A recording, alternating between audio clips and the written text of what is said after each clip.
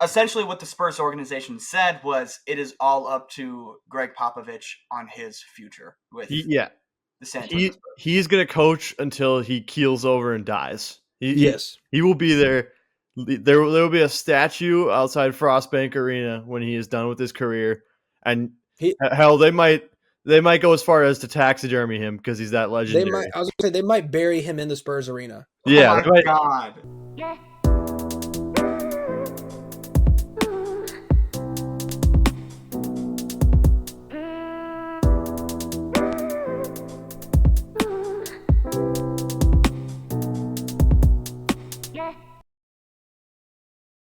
Welcome everyone back to the Smoker Fire Show. I am your host, Jack Alexander. Alongside me, as always, is Owen Colshaw-Klein.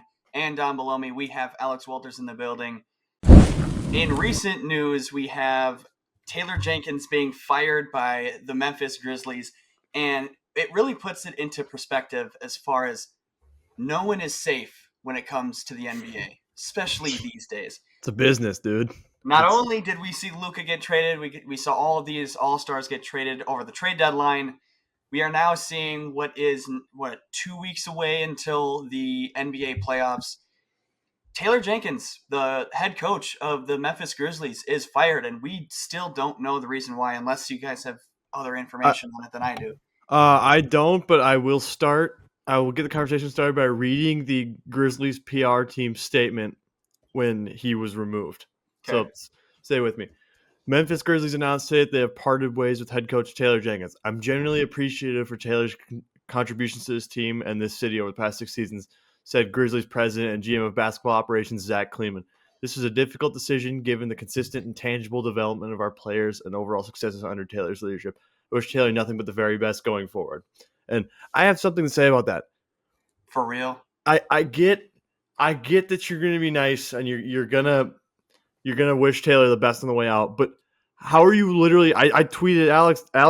I responded to Alex's tweet with this. It's like they literally spelled out exactly what he was doing, like exactly what he's supposed to be doing as a head coach, is developing players. Yeah. What more do you want? Yeah, like what more are you supposed to do for this guy? And Jack, then you had a theory about an altercation in Utah. I'll let you speak on that. Go ahead. Yeah, it was Desmond Bane and another player where they were getting into an altercation and got into a little bit of a shoving match there. Pretty much was saying like Desmond Bane was calling out the other player as far as not really defending well. He came back at him and said "F you," and he's like "F me, F you," et cetera, et cetera, et cetera. So what it looks like to me, especially if this firing is going to happen not 2 weeks prior to their first round series against potentially the Lakers, you fire your head coach, then it has to be some sort of locker room issue, and they are blaming the head coach for it. Jack, that's the only thought process I have with this. Jack, I will see that, and I will raise you this. Stop and just look at it. Same thing happened. Now, Kyle Anderson, Rudy Gobert, a little bit higher than like a Santi Aldama and a Desmond Bane. Santi Aldama, thank you. Yeah, Santi Aldama and Desmond Bane. So it's kind of one of those where it's like, how is that any? I said this is the essence of competing. Now, I might have been a little bit off base there, but they're grown men who have emotions. And what happened at the end of that? What happened at the end of that? It was who? Rudy Gobert and who? Kyle Anderson. And who employs Kyle Anderson at the moment? Certainly not the Wolves. I don't even remember. Someone is always. He's on the Heat at the moment because he got traded through the Jimmy Butler trade. Oh yeah, it was Jimmy regardless, Butler. He's not on the team anymore, and he hasn't for a long time now. Or a long time is probably a year or two. I don't think that was the reason we let him go. The reason we let him go is because I think the math didn't work with all of the contracts that we had on the books, and he was going to ask for more money anyway. What I'm saying is, like, anytime we see an altercation between two teammates, this doesn't happen nearly as often as when you're competing with a separate team. Another example would be Draymond Green and Jordan Poole. And guess what? They got rid of Jordan Poole, right? And in this instance, I mean, it might not be exactly because of this exact altercation, but it looks like something has been stemming in the locker room for a long period of time.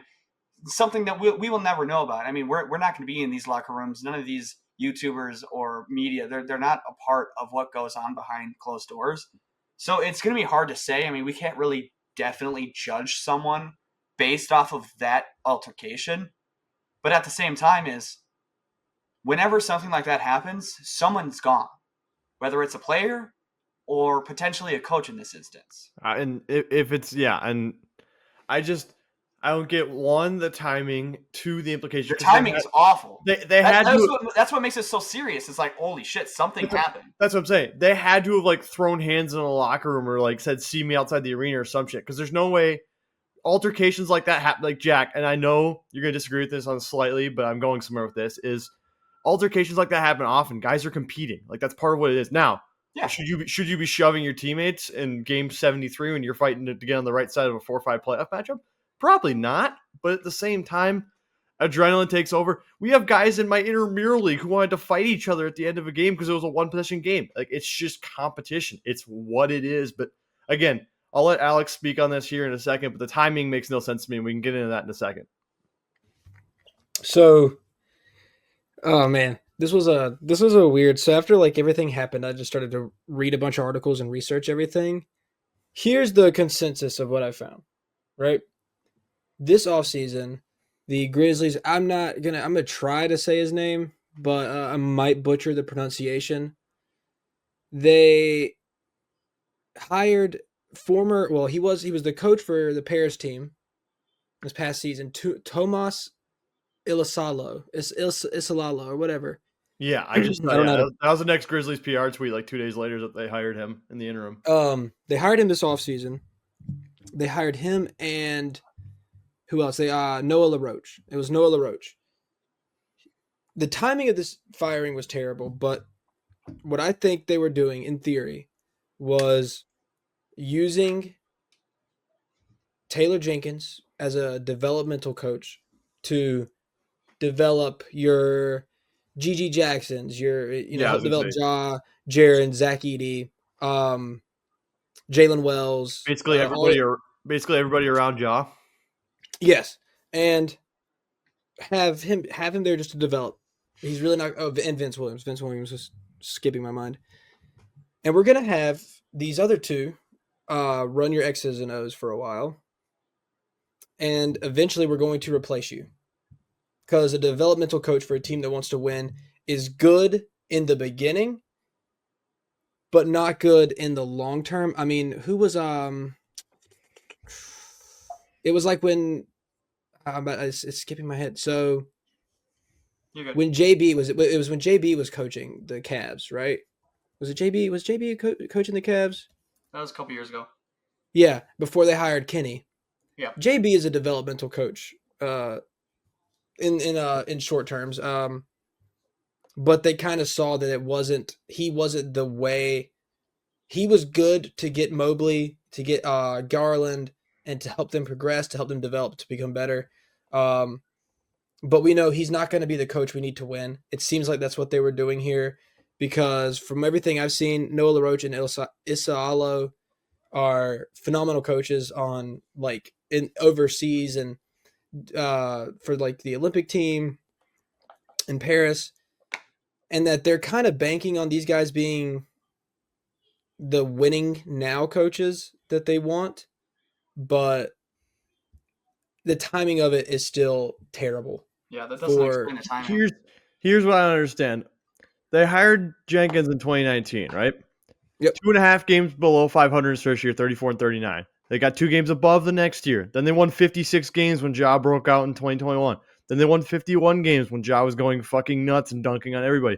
Then last year, they still won 27 games despite being ravaged by injuries. And this year, they're 44 and 29. Suspensions. Oh yeah, I'm showing a gun on IG Live, all that fun stuff. And they're 44 and 29 right now. So I don't get, like, he was doing more than a typical developmental coach. A typical developmental coach is like, okay, we're gonna get this team to 500. We're going to get them out of the lottery and contending for a playoff spot before we find a serious coach. And they were well past that because, as I just said, they won 56 games 4 years ago, when they drafted Ja, around the time they drafted Ja. So I don't get unless that's winning. And then, unless that's winning in spite of Taylor Jenkins because there are instances where teams will win games on talent alone as opposed to coaching and scheme. Like, I'll liken it to the Vikings here for make another cross sport reference here. The Vikings win because they have great players, but they win primarily because KOC is a great schemer and he sets people to succeed. Like, the Grizzlies, I think, are winning in spite of Taylor Jenkins coaching. It seems to be a general consensus, but I'll shut up and let you guys elaborate on that has to be the reason, because they wouldn't have gotten rid of him if that wasn't the case. So you're saying they're winning games on talent alone right now Well, because of the players he's I'm developed? not saying they are. I'm just saying that has to be the reason. There can't be any other reason, because there's no reason to get rid of a coach like that. I wouldn't say it's talent alone, but like I mean, it never is only one thing or the other. Taylor Jenkins is a good coach. I think there's just more to it than there's a difference between like what you can do. So like I'm gonna bring him up again just because it's the closest thing I can think of, and that's JB Bickerstaff. When he coached the Cavs, I have all their records here. They went. We're not going to count those first 2 years because one of those was the COVID year, and then the COVID year after that. But his first full season coaching, they went 44-38. They followed that by 51-31. Following that by 48-34. So JB was he was a phenomenal coach under the Cavaliers. And we're seeing that he is a good coach because he's coaching the Pistons and they look great.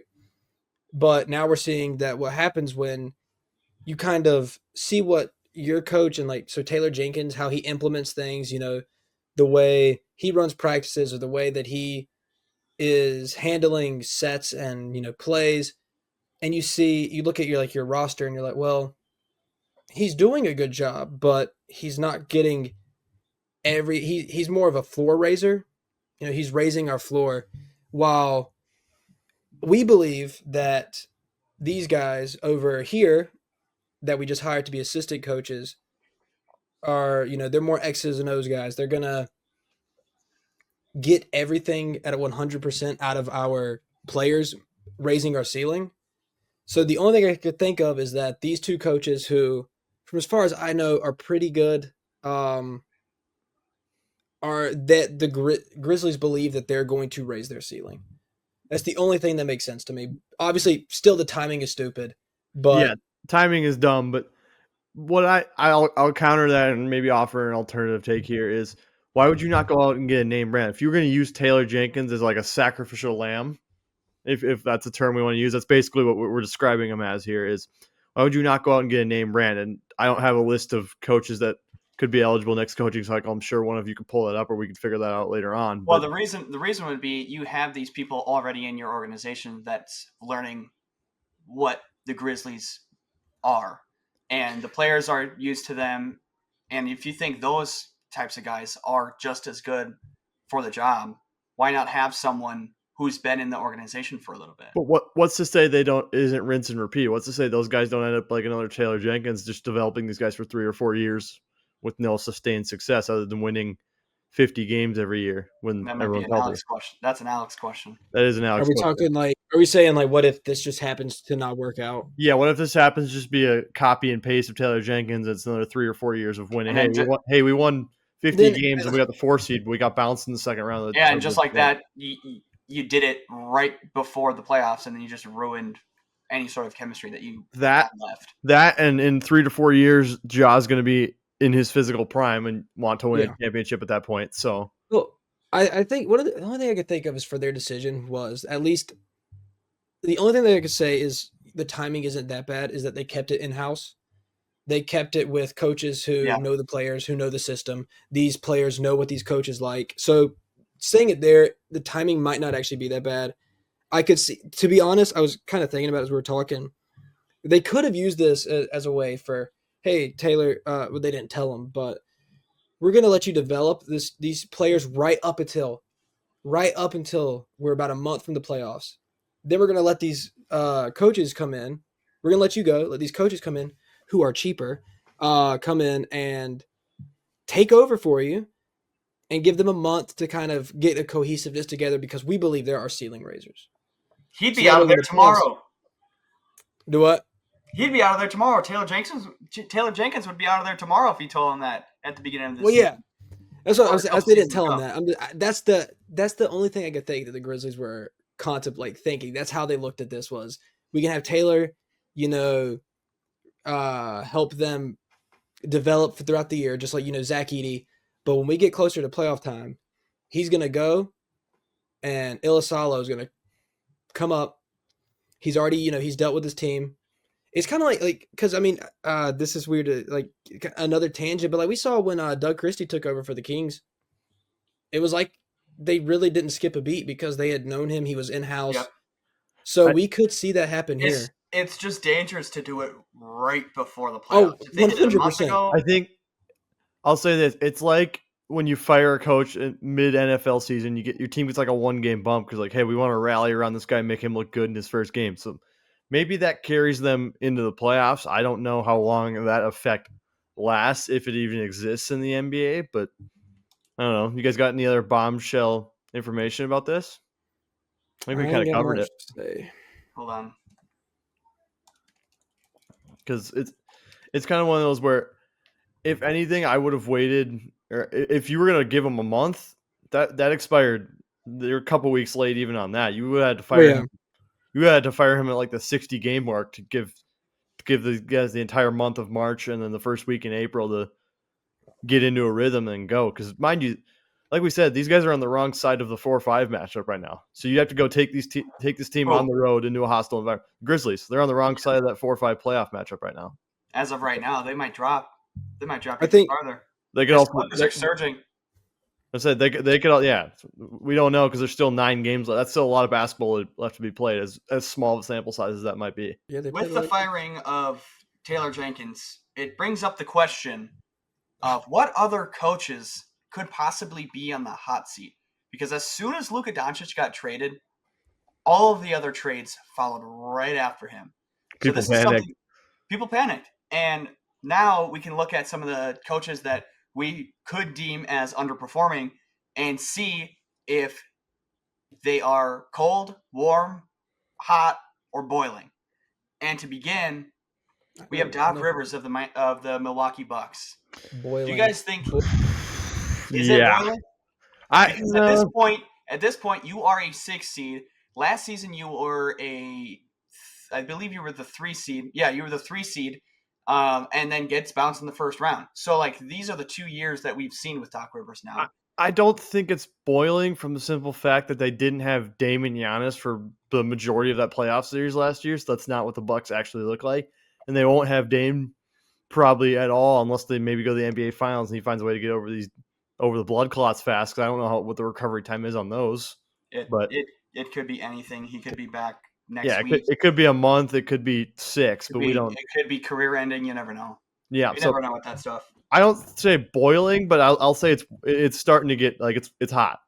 It's hot, and there's expectations need to be met. But it's Doc Rivers, so it's hard to say it's boiling, to be honest, because he somehow finds a way to keep getting jobs in the NBA. It's Alex. It's closer to boiling than it is cold, but I don't think it's boiling. That's a little bit of a reach. The problem that I see with Doc Rivers is whenever I watch a Bucks game, there isn't really a lot of schemes that he puts out. Anytime that I see the Bucks play, it's like 90s basketball where there's a triangle type of offense where they have 3 different players on one side of the court. The other 2 guys are just standing there the entire time.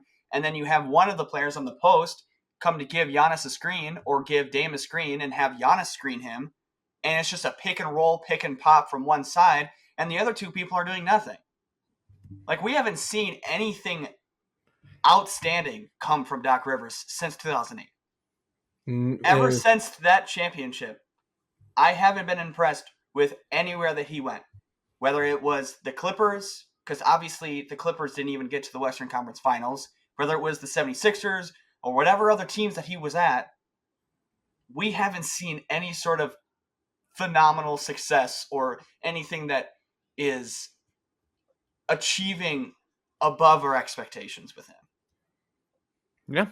I mean, it's hot.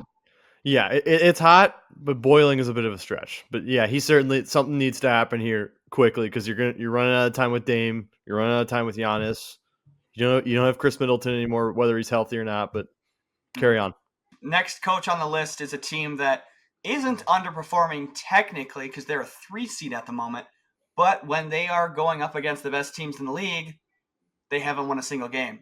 And that's Tom Thibodeau Yeah, of the New York Knicks. as soon as you said not beating the best teams in the league, I immediately went to the Knicks and the record against the top 4 teams in the association. So through that, plus the fact that he plays his starters way too much to the point where people like Josh Hart have to come and set a meeting to talk to him about the fact that he can play his other players.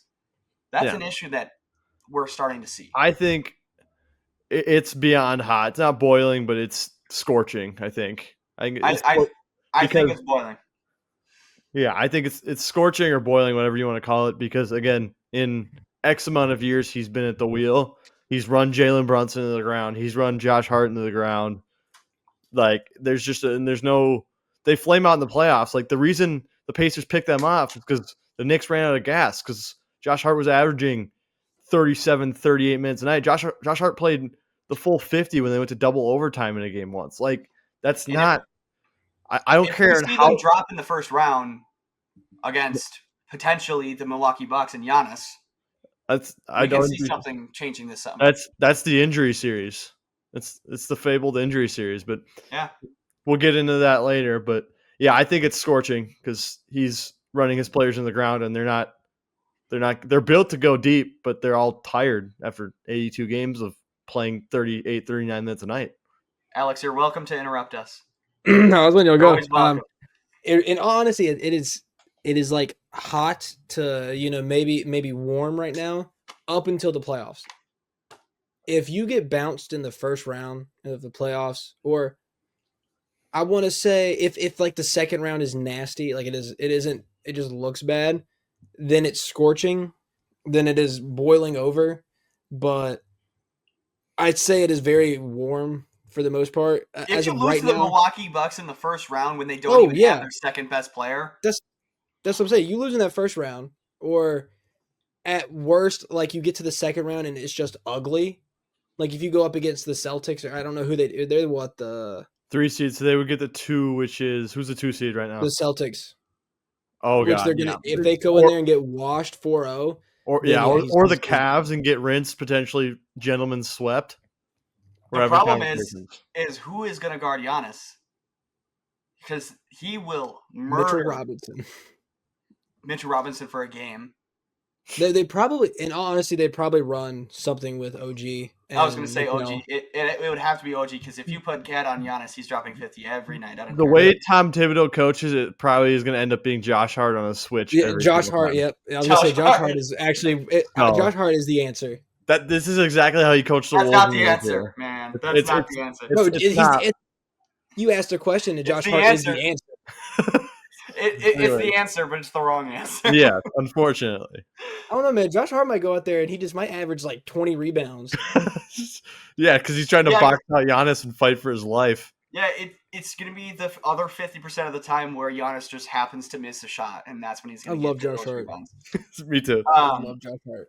Moving on, we have a team that is looking to make the playoffs here, but have made some questionable decisions as far as trades go before the trade deadline, and a questionable and, quote, murky future with their star, and that's going to be the Atlanta Hawks with Quinn Snyder. What is the future when it comes to, one, this team, but two, their head coach? I'll let Alex go here in a second, but Trae Young needs help. Like, he needs a legitimate second scorer. And I know guys will step in and fill up, but you need a legitimate second scorer. Like, not a DeJounte Murray by any means, because that obviously didn't work, but you need that type. You need a guy who can go get you 30 not make sure Trae Young has to have average 20 and 20 for him to win games and be perfectly mid. So they've got the pieces to be good. They just don't have the punch to win games. Ultimately, the head coach will always be the first domino to fall. But after that, this isn't a Quinn Snyder issue, I don't think, unless you want to chalk it the scheme. Well, it wasn't year. Yeah, it was also not a Jenkins issue either. That's the tough part about it. But the problem is, and I'm not saying that this is a horrible coach, and there's the rest of these coaches on this list are damn near, if not 100%, Hall of Fame-esque coaches. It's usually not the fault of the coach, but that is usually the first domino to fall. That's the issue here. And I think it's warm as far as Quinn Snyder goes. Yeah. The problem is, what are they going to do in the offseason? Because if they go out and get a need like a Miles Turner, that's not your second scorer that you're looking for here. No, your second scorer is Jalen Johnson. Yeah, they're going to have to end up drafting. They're going to have to end up drafting somebody, but that's hard because they're going to finish outside the lottery and end up with like the 15th or 16th pick, whatever that ends up looking like here. We can go on Tankathon while I'm talking about it and get the exact numbers, but yeah, it's year 2 with Quinn Snyder, so I'll say it's warm. It's not hot, but it's warm.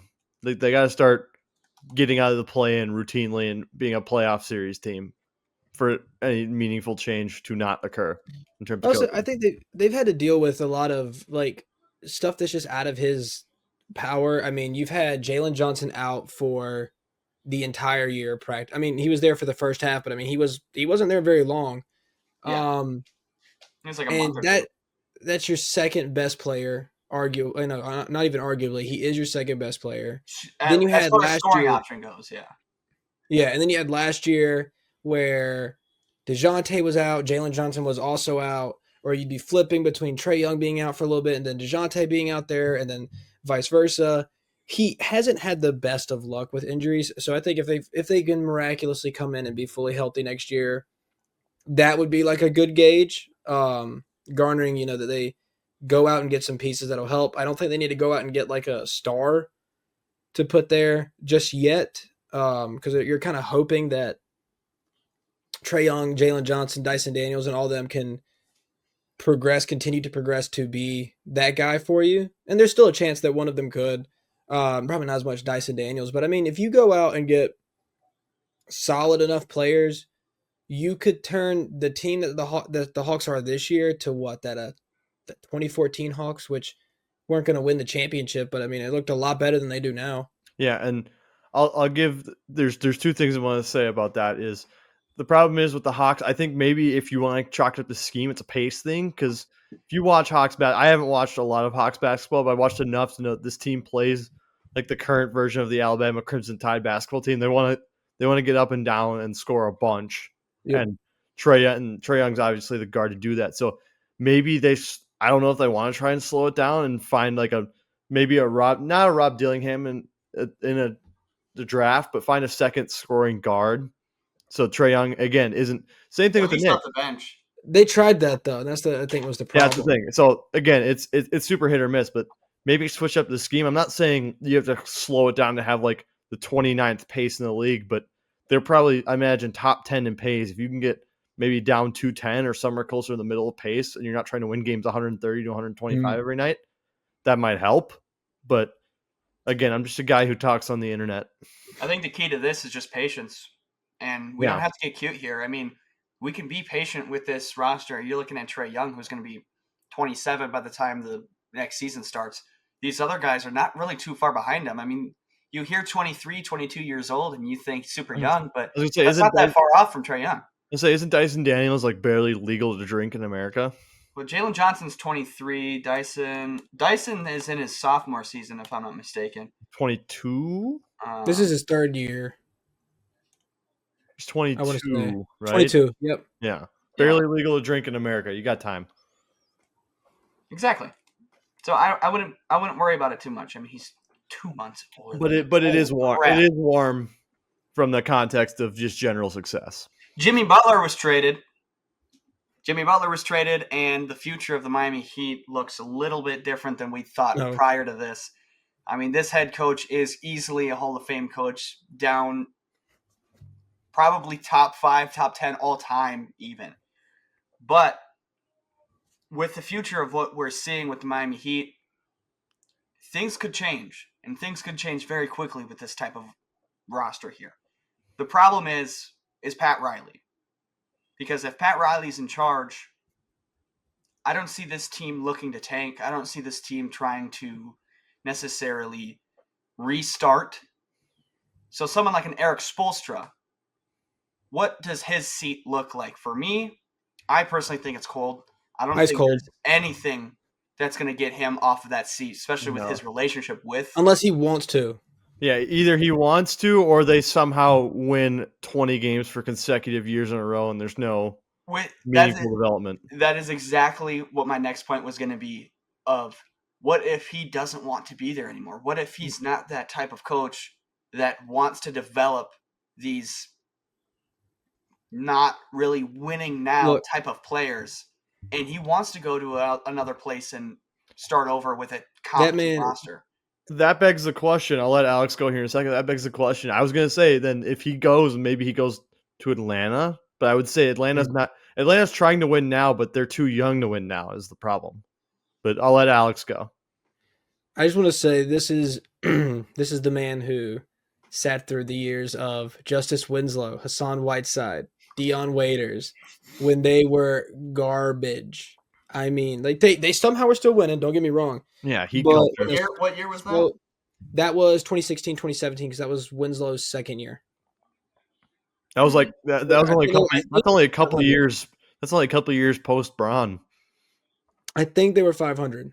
They were Could 500. be wrong. Yep. Okay. He's not leaving. He's a Heat for life. No, he's a Heat until he retires. The seat should be warm, but it's not. It never will be. I would say it's warm simply because it's a potential of him just moving on. Yeah. But even then, I don't ever see it. That's just it kind of the Heat without Spo is like the Spurs without Pop. Truthfully. Oh wow, what a beautiful transition! Now we can talk about the San Antonio Spurs with Greg Popovich and his health situation. Clearly, this isn't something that the San Antonio Spurs will decide to do.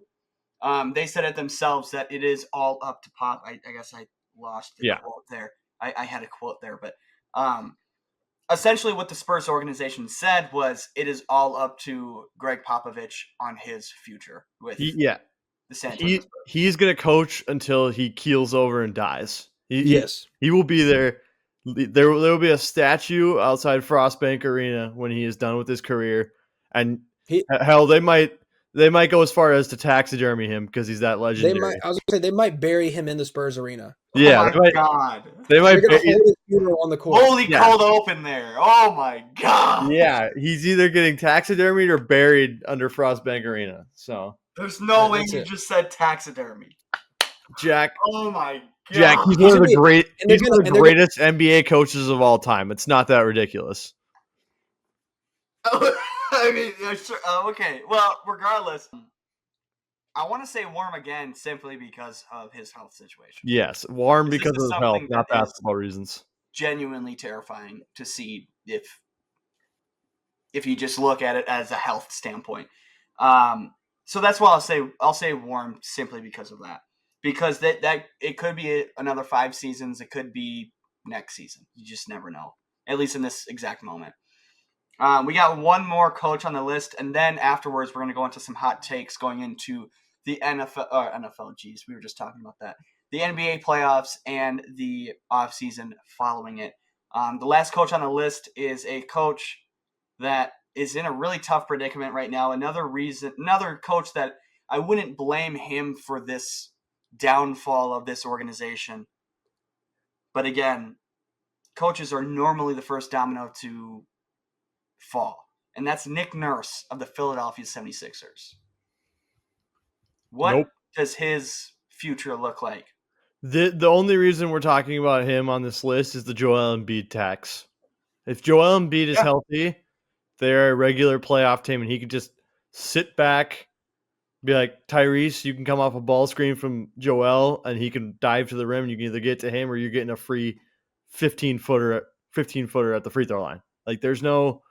When Embiid's on the court, everything moves seamlessly, but he's never on the court is the problem. So this isn't...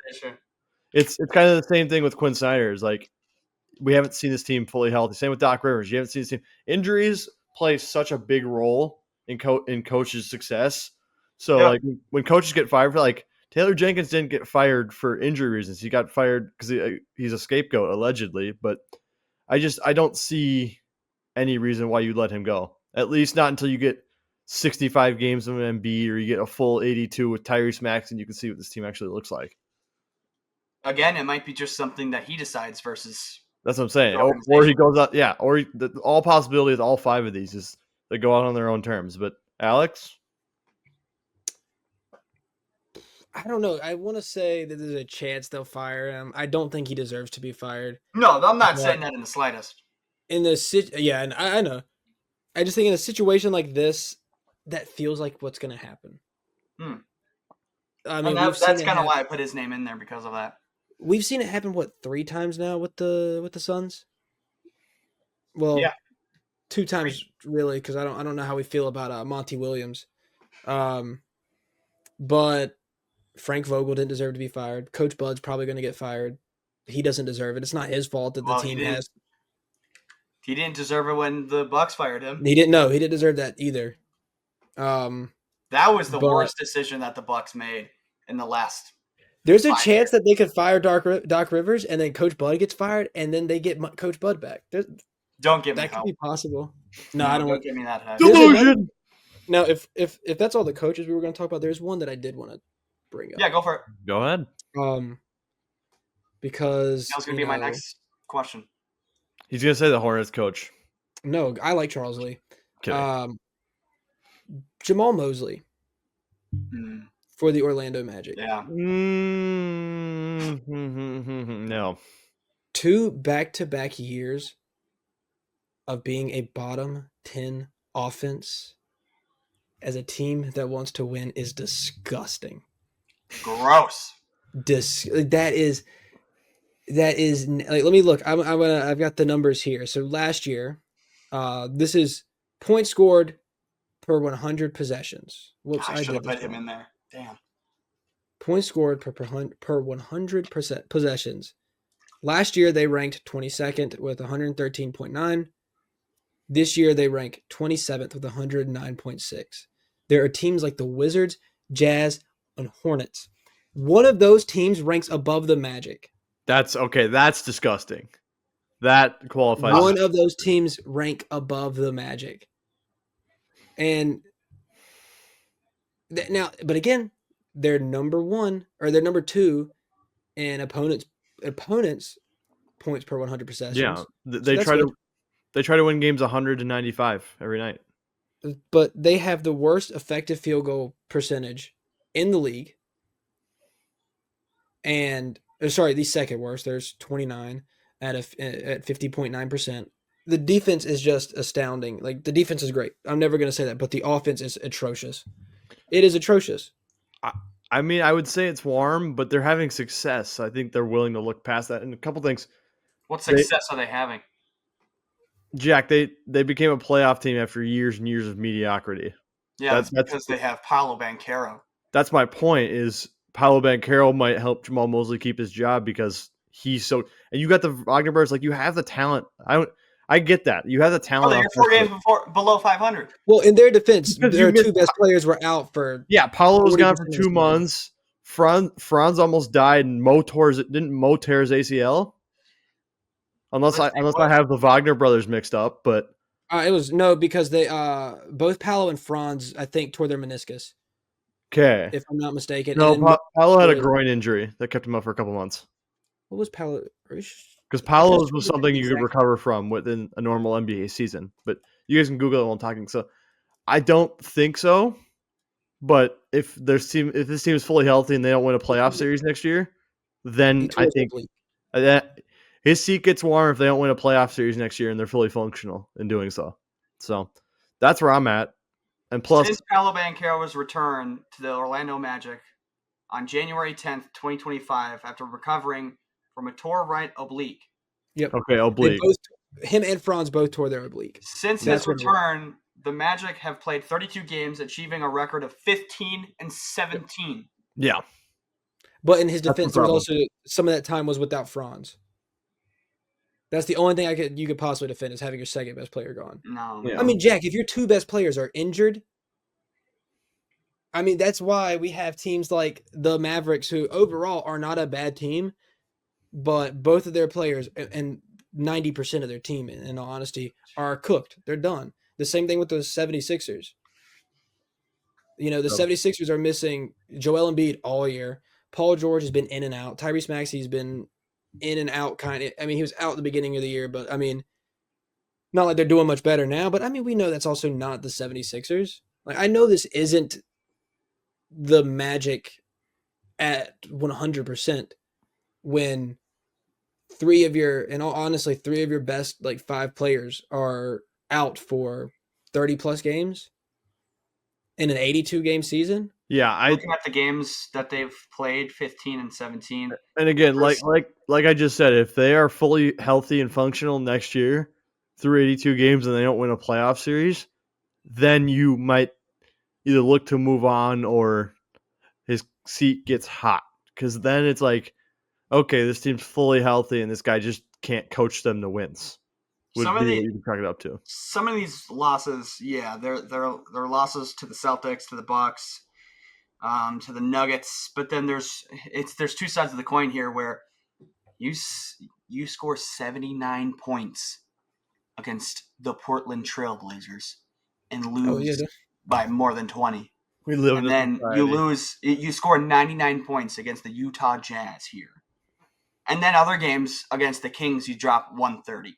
So, like, the inconsistency to this roster makes me want to say bare minimum warm. Yeah, I think it's warm. It becomes hot or scorching if they don't achieve a playoff series win next year. Yeah, this offense looks horrendous. 84 points against the Rockets. You're looking at. Hey, the Rockets have a good defense though. I think they're what, top 5 at least. Yeah, right. There's not a world but you already in are bad at 2025 offense. where you score 80-some points against any team. Any team. Yeah, I think it's warm. I will say this. I got one more thing that I just wanted to pull up. This is for, again, as somebody who wants to see the Magic achieve or succeed, and they haven't. Here's what I will say. This is their starting 5 when fully. No, they actually haven't. When was the last time? Their starting 5, right? So if you had Jalen Suggs, KCP, Franz, Paolo, and Wendell Carter, that was their original starting 5. That's how it's been. Has played a total of 175 possessions together out of 6,833. We can't really blame. That's their starting 5. Has played they've ran that lineup. Well, let me. What's the number again? 1, 2, 3, 4, 5. That is the 6th most ran lineup because they couldn't run their starting 5 for them this year. The problem with that logic is that's not how it works when it comes to firing coaches, unfortunately. I mean, I think we all agree that a lot of these coaches, especially on the list that I've had, a lot of these guys are either the reason why it would be hot is 1, they want to leave themselves, or 2, the team isn't performing as they should, whether it's injuries or not. So, like, it isn't his fault, I don't think, especially this season, because this has just been, again, a year riddled with injuries. Mm. But that doesn't really matter when it comes to the owners of these teams. I would give it one more season at least, just pray that they're healthy. But I'd say warm. No, I think that's why I wasn't defending him. I mean, in a sense, I was more just like, I was more actually defending. Yeah, I was defending the Magic. I don't think that they're going to look at that though and be like, you know what, this white boy from North Carolina is right. We need to give him a second chance, because at the end of the day, they just want to make money and sometimes win, depending on who your owner is. Mm-hmm. At the same coin, a team like Atlanta, where you look at a coach and you know, hey, we still got seasons upon seasons until A, this team gets to being healthy, and B, just competing in general. Why not save some money when it comes to a name brand coach like Quinn Snyder, or even Eric Spoelstra, even though I don't believe it'll happen? Save some money and use that elsewhere. And I think that's a huge reason why a lot of these coaches get fired, is because of financial issues too. Yeah. But with that said, we can transition here to some hot takes going into the NBA playoffs and NBA offseason. I want to start with a potential trade following the Taylor Jenkins firing and a possible first-round exit for the Memphis Grizzlies. And that is the Grizzlies possibly trading Ja Morant this offseason. When you look at this roster, when you look at everything else that's been happening when it comes to obviously the firing and not playing to the standards of what they should be, a potential trade might happen. I don't want it to. Where? It's a hot take for a reason, but I don't that's number one. That's the thing, and I understand why you would do it, but at the same time, you can't because again, you've missed Ja for a larger part of 2 or 3 seasons, and I tweeted this out. It's like, why fire Jenkins when he made it work without Ja for the better part of those 3 seasons and recycling G League players? Like the GG Jackson spamming pump fake clip didn't just happen on accident. Like that doesn't just you don't just get that in an NBA game for no reason. But When we're talking about a locker room, are we really going to see a championship level roster with the leader of Ja Morant? Is that possible? Especially with the Grizzlies, is this possible? I believe when he's there, he's capable. He's as capable as any. Because he's one of the most dynamic guards in the league when he's there. I'm gonna leave that out there. On the court specifically. Yes, on court. I think you can. I don't know. I don't understand the Zach Edey pick because I don't think Zach Edey is the center that you necessarily need to build around. But I think they're capable. Then again, he is 27, so You don't like the Zach Edey pick? yeah, I just think Zach Edey is slow-footed. I watched him at we all watched him at Purdue. He's not quick. No, he's not. Steven Adams ain't quick either. Steven Adams He's that big body that you need. Steven Adams brings better quality. Steven Adams is a little bit more athletic than Zach Edey is. Yeah, but you got for them they got Zach Edey for one thing and one thing only, and that's to grab rebounds because Jaren Jackson does not grab rebounds like that. Which is weird because Jaren Jackson's a defensive player of the year, so you think he'd be able to get rebounds after they get stops, but well, his is more of he's going to guard you down. He's always had to play with a center because his is more I'm going to stop you on defense, and then my goal is to book it down as soon as that ball is up, and if it misses, so that way I'm already back on offense. So that's why we have Steven Adams here to grab the boards, hit up Ja. Ja is looking down because at that point they've always been not as much this year, but like they've always been a pretty fast offense. And a lot of that has come from just the fact of, Jaren's the better offensive player than Steven. So this allows him to let the ball go.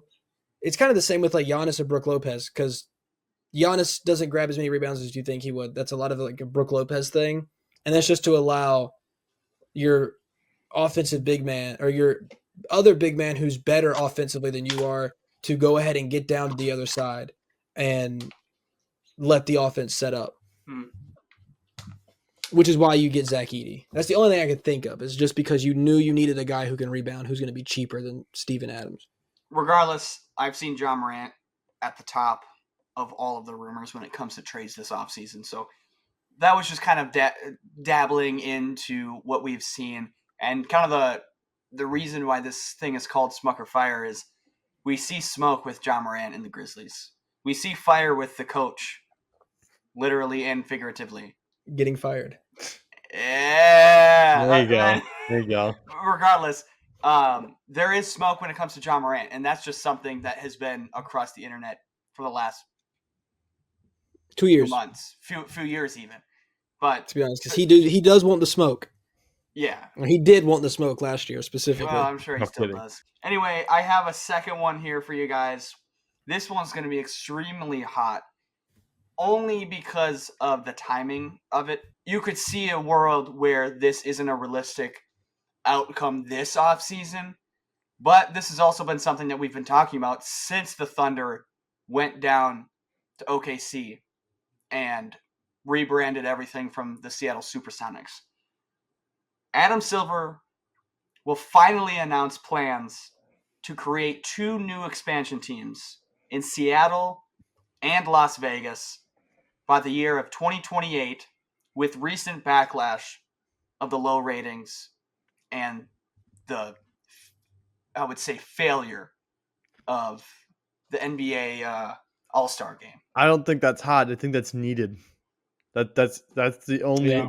That's not necessarily the only way that it's hot in the sense of like that is a huge change to a league, and huge changes like that don't come around very often. Needed, though. It's so needed. It's something we've been talking about, like where back in 2015, 2016, 2017, Adam Silver was talking about by the year 2022 we might have some expansion teams. 2022 was 3 years ago. Well, now. you're gonna have to balance it out here because if you do that, you've got to move probably Memphis to the east, where Memphis. they should be the whole time. Yeah.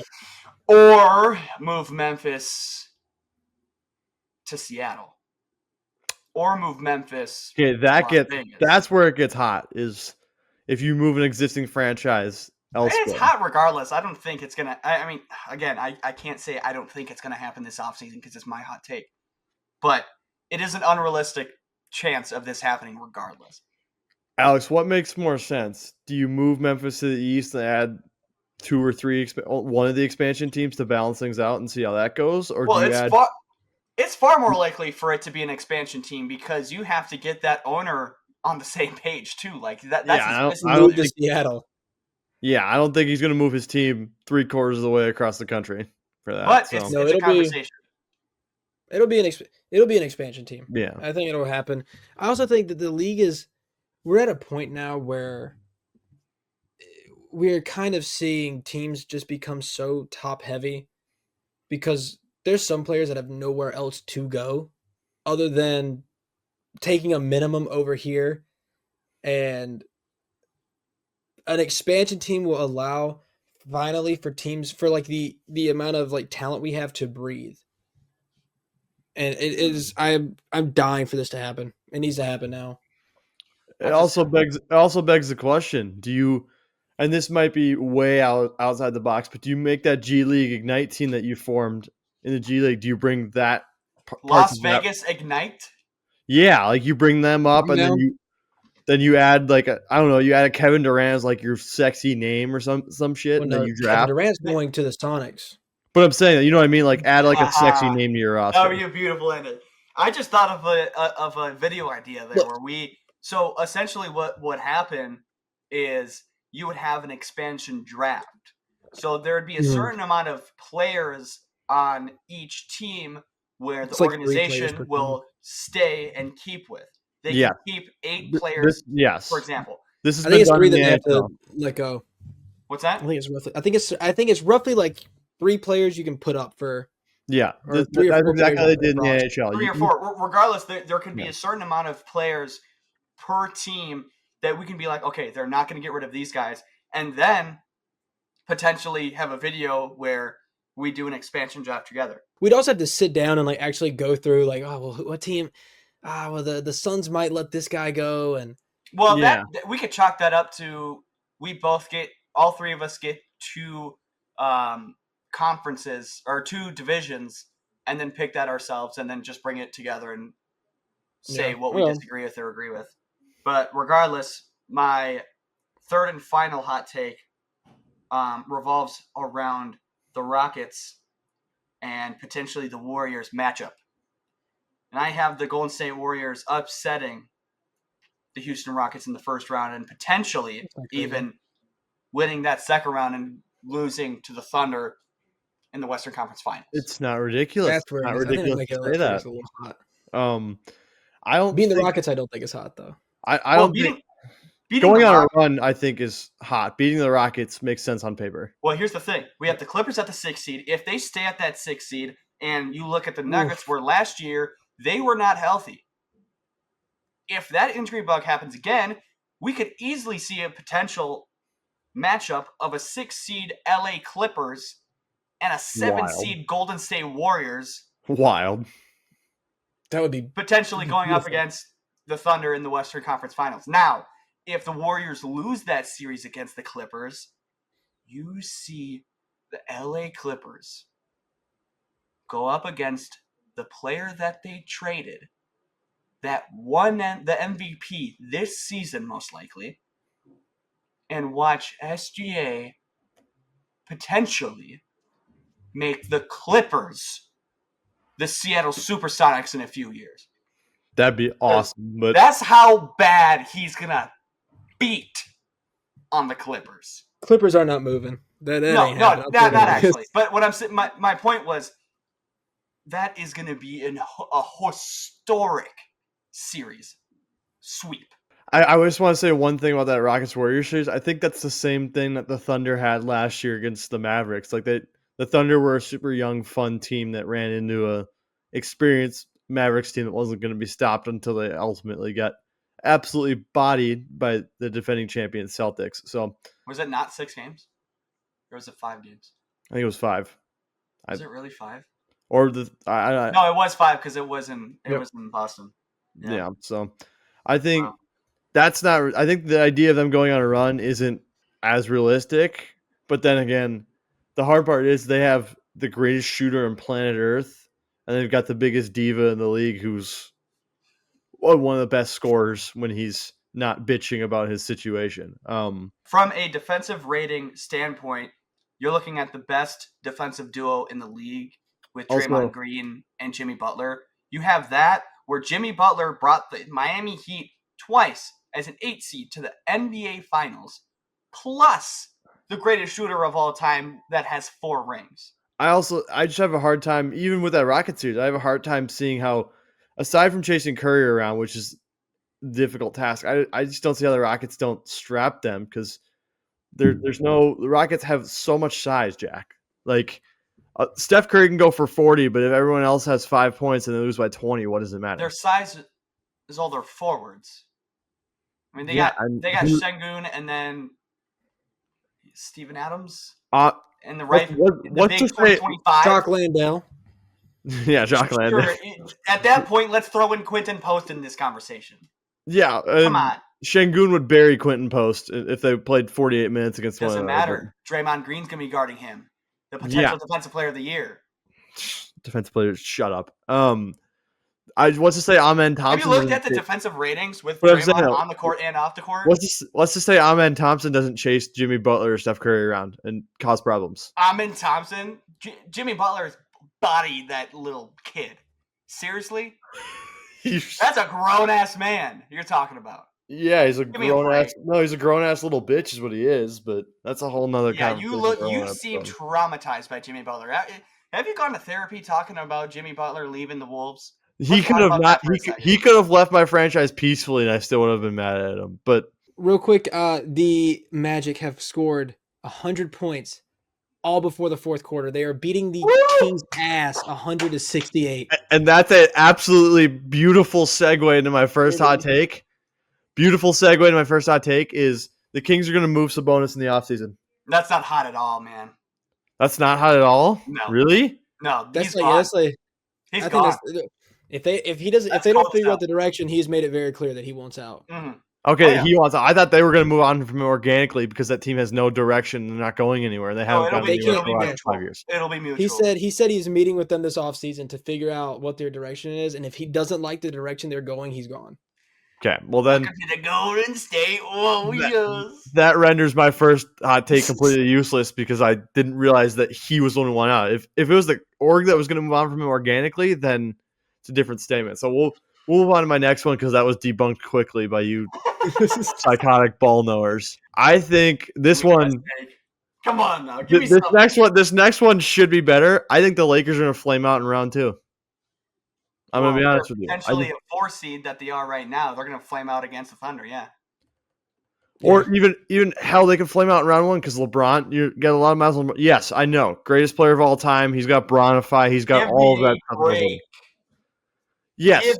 Please give me a break. Who are they going up against in the first round currently? If we're talking about if it happens, the Grizzlies? The Grizzlies. Yeah, it would be Memphis. And there's no reality in my mind that they win in the first round, the Grizzlies. Don't matter who they're going up against. The Nuggets could be Rockets if they drop that far, which is pretty unlikely. Jack, Taylor Jenkins coached what was left of John Morant and G Leaguers to 44 wins before they fired him. Weird shit happens in the league. Yeah, and then he's not there anymore, so that point's useless. Yeah, but you get my point. Like, if he can do that with a bunch of random dudes, what's to say a bunch of those random dudes don't randomly upset the Lakers? You know how much weird shit happens in the NBA all the time, Jack? Like, I think the Lakers are going to flame out. I'm going to let you just talk into a ditch right there. Yeah, I just think the Lakers are going to flame out because everyone's crowned them champions after the Luka trade. I just don't. No, they're not. No, way. That's too far. But flaming out in the second round. But what do you mean by flaming out? I do have them losing. They're not going to meet expectations of like getting to NBA Finals and winning Like or being we're talking competitive. They're getting not winning more than not 2 just getting games against swept, the but Thunder. losing in the second round. Yeah, Or- they're not going to get swept in the second round. That's a okay. little bit of a reach. I'm saying Yeah, I think maybe not flame out in the second round is maybe a bit egregious. I just think they don't meet expectations at all. I can understand. I can get behind that, to be honest. Yeah, I don't see. Besides Bron and Luca, you've got a bunch of dudes that are just happy to be there and be like, oh my god, I get to watch LeBron and Luca play basketball every night. Whoa! What'd you say? Don't forget. Don't put some respect on that boy's name. Oh, Number 15. they got an AR-15. My bad. Yeah, that's White Man of the Year at the moment. He's on the ballot. He's been added to the ballot. It's being The considered. best Yeah, white once we man in do the our- league right now. So Second best white man in the league. Behind you. Like pure white or off white? Because we got a lot of off white boys. Yeah, from we got Albania and Serbia. we got some clutch. Yeah. Background pretty easy. You know, yeah, we'll just All right, my last one, and again, you guys might absolutely blow this one up now that I've given my first two. Knicks are going to make their first finals appearance since 1999 when they were gentlemen swept by David Robinson, Tim Duncan, and you know what? hold on. Guess who was on that Spurs roster? Listen to me. Did you say on the that Spurs Knicks? roster was Steve Kerr. Steve Kerr was on the Spurs team. That gentleman swept the Knicks last time they made an NBA Finals. Did you say the 1999. Knicks to the finals? Owen, I wanna go ahead and say this. They're real quick. not going to win. I'm not saying they're going to win it, but I'm saying they're going to get there. Are you assuming that the Magic and the Hawks upset the Cavs and the Celtics? No, I'm are you just saying that saying- they're going to go through the Celtics in Boston and then then go the through the Cavs. Cavs in Cleveland to make it to the NBA Finals when they are 0-5, 0-6 against the top three? Owen, Jack, asked aren't for you the hot same takes guys real that quick. throw records out during playoffs and throw all the stats out during playoffs because it's playoffs? No? Does that just not apply here? Because that's a double standard then. What? I believe, Jack, I'm pretty sure I remember you saying use like the second youngest team stat for the Packers, but then you're like, let's throw out all the other stats and just play ball. Right? Like, You're comparing this to me saying that the Packers were the second. No, what I'm saying, like, point with the throw out, Packers throw is out. we were the second. We were the second, and the year prior, we were the youngest team to make the playoffs. Yeah, throw all that shit out. That Yeah. literally doesn't. None of that matters. None of the stats matter when you get to mid-April and beyond. None of that matters. Matter because that's never happened in NBA history. Seems like this one landed. Alex, go ahead. I was just saying, Owen, I respect. Jack asked for hot takes. I respect the hot take. I respect the hot take. That one's hot, and you got to react. That was hot.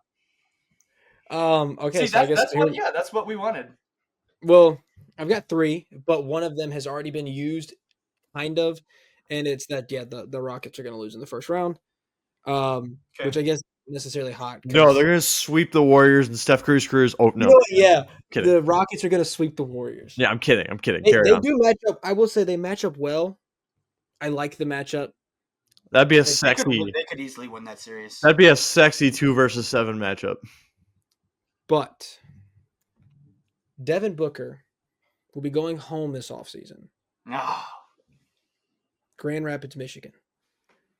A little bit I've outside seen of that. Grand I've Rapids. seen that. Detroit, Michigan. All I'm saying is, No. you look at this team and you're like, I'm imagining I'm the GM of the Detroit Pistons. You're like, damn, these boys can fucking hoop. No way, But right? we need another guy. We need another guy. And we were, they were always tied to Miles Bridges because Miles Bridges is from Detroit. They were always tied to Draymond because Draymond's from Michigan. Everybody's forgetting there's another guy who I think would be really nice next to Cade Cunningham, and that is Devin Booker. He's from Michigan. You've got the Suns have basically kind of shown that they have plans and intentions to blow this up. They're not going to They're- blow hey- up Devin Booker. Well, here's the thing, Jack. Well, there's already rumors about Kevin Durant being moved in the offseason. If Yeah. they move Yeah, they move I'm aware. Booker, if they move Booker too, then it's Bradley Beal and whatever's left of your roster. Yeah. So that qualifies, I think, as blowing it up when you trade 2 of your big Well, three. My point is they're not going to trade Devin Booker, is what I'm saying. They're going to build up depth through a Kevin Durant trade and go from there. I'll give you But this. see, that's I'll give you this. We did link BI to the Pistons before he got traded to the Raptors, so it's not entirely off the question. And No, they do if need. he's going to go anywhere, I would pick the Pistons. I like that. if he were to get moved, but I don't think he will, and I don't think he would even want to go because Oh, he sat through a roster with your best player being Kelly Oubre Jr. and your third best player was DeAndre Ayton, and then you had Ricky Rubio, hold Mikal on. Bridges, Is Dario D-Book Saric. is That's the is team D that he sat through and was content. is D-Book more expensive than what BI would have been before he signed Yes. the extension?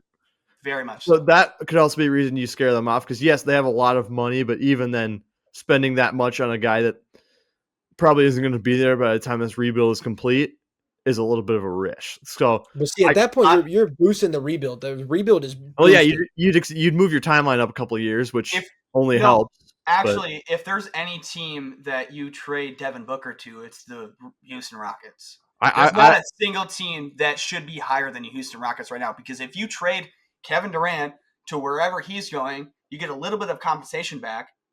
Won't be a lot. Then though. you blow up the rest of the roster with Devin Booker, trade him to Houston Rockets, and if you're really blowing up your team, go get your first round picks back from the Houston That's Rockets. but that's the thing is that if that's what Houston wants to give you. Yeah. Because For Devin Booker, they would. if you are openly stating though that you are blowing up, right? If you've already traded KD, you don't have a lot of options for KD just because of the fact that it is very much known that he doesn't want to be there. And when it is openly known that the player you're trading for doesn't want to be where he is now, his value decreases heavily. Well, It then does not. maybe they got to get rid of Devin Booker first then with that logic. I'd almost argue that D-Book going to the Pistons would be up there with the Luka trade. Because again, the Pistons hold on, because that is a huge for guys like us, that wouldn't be as shocking. For the casual NBA fan, seeing Devin Booker going to the Pistons, a franchise that's historically been ass. I can see him in that jersey. Yeah, I mean, I can see him too, but I feel like for the casual fan, that would qualify as close to Luka level Luka for AD level. I'm saying if you're willing to give up a player like a Fred VanVleet, who's making, I believe, he's getting paid way too much, $40 million. He's making over $40 million a year. Devin Booker's making 50.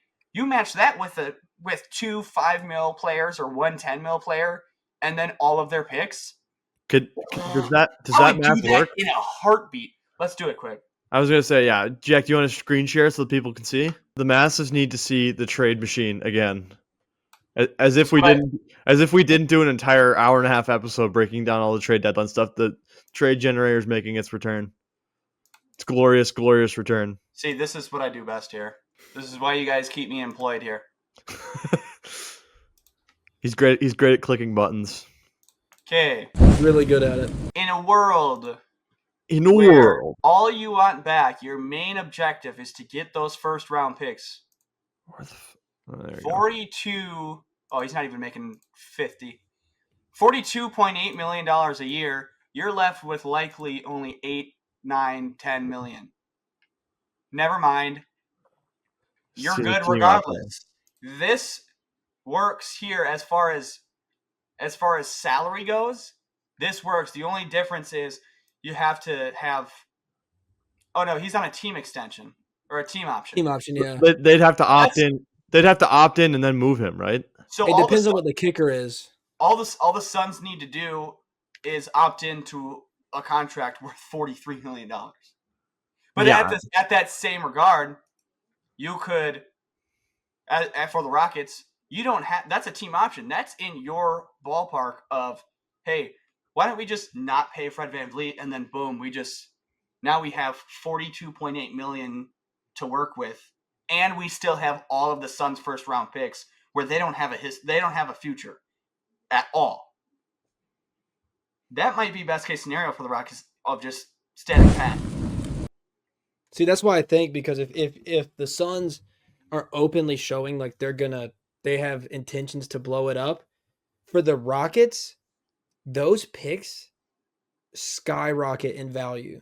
Yeah. They can use them for anything. We have three first round picks. We basically have 3 top 5 picks just sitting in our lap for a team that is now blowing it up. They're going to become the Thunder. They're going to become another Thunder. And I think that that's kind of where they're planning to go with it. There's a team out there that can give you a little bit more than just a little Devin Booker. And that's a... I said the Pistons. That's why I said the Pistons. I got those 3 picks. I ain't going to use them on Devin Booker. Yeah, but if you have an option to get, well, as far as the Rockets go, if you have an option to go out and get a 2-time MVP, 2-time Defensive Player of the Year champion, I'm taking that all day over a Devin Booker. Yeah, I agree. You got a third one? Yeah, that was only his second. We're not even done here. Sorry, I got so lost in the rabbit hole we went down. Wait, no, I wasn't saying that you disagreed with me. Okay, I wasn't trying to argue with you with that. I was like, yeah, Jack. That's why I said Devin Booker to the Pistons. No, I'm just saying as far as the Rockets go. Okay, now I get where we're at. I got like I got lost in the wormhole. The only other thing that I had was that Brooklyn was going to somehow make a jump for the first pick to get Cooper Flag. You'd have to give whatever team you trade that for like a portion of stock in your franchise in order for that to happen. Like that's what the price is going to be.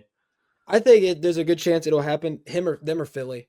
Dude, the Nets have such bad luck when it comes to the lottery that it's pretty unlikely as far as history goes. However, I did suggest that Adam Silver want to put Cooper Flag in a New York market where there's going to get more eyes on him. So that's why I think it'll happen. It is not entirely ridiculous because remember the Spurs with one of the greatest head coaches ever mysteriously got to draft the alien. Now the Spurs of all teams. Let's stop and keep that in mind. Let's also not forget the frozen envelope theory. I'm going to put that in quotes. It's just an allegation. Ewing? Yep. Yeah. In New York. It was New York. It was. Yeah. It's not. As for the rating, entirely ridiculous. There's was nothing it like frozen crazy to say on it. or was it because there was a little chip? It was a little bent. There's the two theories are that it was either frozen so he could tell which one it was by it being cold, or which is kind of stupid because it's not going to stay cold that long. It's paper. And then that's what I'm saying, the bent part. Yeah, the second option was that it was bent. When you look at the Brooklyn Nets, they have a 9% chance to get the first overall pick and 37.2% chance to land the top 4. Do those odds increase if they lose the rest of their games at all? Technically, depending on how the teams above them do, or the teams below them. Technically, I wonder how many sims you'd have to run in order for that to be possible. See, the thing is if there's enough teams that jump like this is happening. Oh, could you imagine there it is. The range of emotions for Dallas Maverick fans? Oh my God, they still would be pissed. What I'm saying is, like, if you have more He's not wrong. If you have 2 or more players or 2 or more teams that hop you to get to the top 4, we're looking at OKC getting the Philly pick. God, I hope not. I hope not too. Every time I sim it and I see OKC on my screen, I resim it and act like it didn't happen because I hate seeing that. Yep, absolutely. So, anyways, this is exactly what's going to happen here. Damn, Brooklyn. Dallas again. Oh my gosh, that's twice. Dallas with Dylan Harper, putting him with Kyrie. That would be nasty. Whew. That would be some nasty work. Let's do one more. Yeah, one more sim just for the kids. Come on, Brooklyn. Here's some realism. Here's some realism. Charlotte. Cooper Flag at the Hornets. Yay. He'll either go to jail or get arrested. Or he'll either go to jail or get injured. Pretty much. Like every other Hornets player. The Hornets are an all-prison team, whether we like it or not. Thank you guys so much for watching. If you enjoyed this episode, go ahead, hit the subscribe button if you are new. If you have been watching us for this long, we love you and we appreciate you. But we won't if you don't hit that like button. And leave a comment. What is a hot take that you guys have? Check us out on Instagram. Check us out on Spotify when we finally put an episode back up on Spotify. And TikTok, of course, for the shorts that will be coming out shortly as well. See you in the next one.